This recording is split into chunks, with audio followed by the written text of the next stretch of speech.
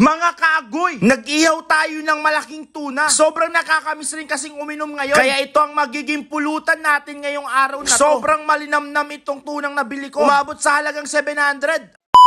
Umagang-umaga pa nga lang mga kaagoy, pumunta na nga ako ng palengke ng Dagupan, kung saan makakabili ka ng iba't ibang uri ng isda. Tulad ng sapsap, bangos, tilapia, hito, pingka, pating. Ay wala palang pating dyan, baka mahuli sila. Delikado na, baka makulong sila. May mga malalaking mga alimango dito, mga pugita, lobster, at iba pa. Bali ang hahanapin pala natin dito yung mga malalaking tuna. Dahil mag-iihaw tayo ng tuna ngayon mga chong. Sa part na nga yan, umaambon pala dito sa amin. Bali tinanong ko pala kay kuya kung meron silang malaking tunang benta. Meron daw silang mga tunang malalaki dito. Okay na siguro tong pulutan namin. Malaki na rin kasi tong nabili ko. Hipon, na kayo. Merry Christmas! Naku, nakiki-Christmas ata si ating nagbebenta ng hipon. Sayang wala akong dalang pang Noche Buena niya. At nung pagka-uwi ko na nga ng bahay namin, syempre lilinisan muna natin ito. Grabe, napakalaki. Bali 7 kilo pala yan. First time natin mag-iihaw ng ganitong kalaki. Pero may background naman tayo sa pag-iihaw dahil galing nga tayo sa Mang Inasal. At palagi rin ako nag-iihaw dito sa bahay namin. Bubutasan muna natin yung tiyan ng tunang nabili natin. Tatanggalin muna natin yung mga abdo niyan at yung mga atay niya. Saka natin ito lilinisan ng maigi. Dahil meron tayong ilalagay na masarap na pampalasa dyan. Bali ito na yung itsura naging tuna, nalinisan na nga yan. Abay syempre, nung pisahan ko lang naggaya. Bali maglalagay pala tayo ng masarap na pampalasa niya sa tiyan. Ang mga kailangan lang naman natin dito, sibuyas, bawang, kamatis, asin, paminta at magic sarap. At maglalagay na rin tayo ng berde na sili at pulang sili na magpapanghang sa ating tuna. Sa paghihiwa lang pala ng kamatis mga kagoy, sobrang lilit lang. Pero maghihiwa rin tayo ng malaki. Pang cover sa ating ilalagay na pampalasa at para hindi matanggal. Yan lang naman ilalagay natin sa tiyan ng tuna. Mag-add lang tayo dito ng asin, pamintanghin natin sa gitna. At magic sarap na rin na pandagdag sa lasa. Kung sa India mga kagoy ay mekus-mekus, sa atin naman ay kiwal-kiwal lang natin ito. Hanggang magkadikit-dikit lahat ng mga lasa na ilalagay natin sa tiyan ng tuna. Para sure ball, naghati lang nga ako ng maliliit sa gilid by gilid para maluto hanggang ilalim. Abay basic lang naman itong iihaw. May katagalan nga lang ng konti. At yung tinimpla natin kanina, ilalagay na natin sa tiyan ng ating tuna. Inuna ko muna yung malaking kamatis. Saka naman natin ilalagay dito yung ating mga hiniwa kanina. Para mas maging quality itong pulutan natin maya-maya. Technique lang para hindi mahulog yung mga nilagay natin na pampalasa sa loob. Maglalagay lang tayo ng malaking kamatis sa harapan niya para hindi talaga mahulog yan. Ganyan kasi ang ginagawa ko tuwing nagluluto ako mga kagoy. At binudburan ko na nga ng asin tong ating tuna para may konting alat-alat rin. Grabe mga kagoy, napakalaking tunang nabili natin sa palengke. Sa mga itong pagluluto kasi mga kagoy, kakailanganin natin dito ng aluminum foil para hindi mabigla kapag iluluto or masunog kapag iniihaw na natin ito. Malaking tulong rin tong aluminum foil sa pag-iihaw natin. At after na nga natin maibalot yun, linisan ko muna yung ihawan namin para kapag mag-iihaw tayo ng tuna mga chong ay malinis. Naglagay na rin tayo dito ng 5 uling. Parang pakunti ng pakunti yung laman ng uling namin dito. At gumamit na rin pala ako ng karton dito. Bali hindi pala pwede ang gas, baka si mang amoy sa ating ihaw na tuna. Bali pinaypayan lang natin ito ng maigi hanggang magkaroon ng apoy yung ating uling. By the way mga kagoy, kung umabot pala itong video na to sa inyong lugar, paki-comment naman kung taga saan ka para lang kung saan napadpad tong aking video. At anong oras mo na rin napanood itong aking vlog. Ilalagay lang natin yung tuna natin dyan. Hayaan natin yan na maluto. Pinaypayan ko na nga ng kaunti para lumakas yung apoy sa uling. Panigurado makakatatlong Alfonso kami nito. O mga kagoy, anong pulutan nyo dyan sa inyo? Malapit na pala ang Christmas. Merry Christmas pala. After 25 minutes nga, tinatanggal ko na nga yung aluminum foil sa kanyang pinagbalutan. Dahil alam kong luto naman na ito. Para masiguradong luto nga mga chong, itignan natin ito. At kapag hindi naluto, iluluto pa natin.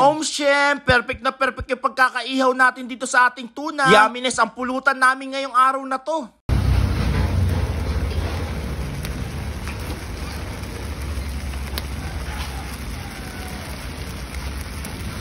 O mga kagoy, abay tara na dito sa bahay, mag-umpisa ng tagayan para sa ganun makapag-banding naman tayo kahit papaano. Ito na siguro yung masasabi kong right time at right moment na makakapagpulutan kami na 7 kilo na tuna. Grabe, napakalaki nito.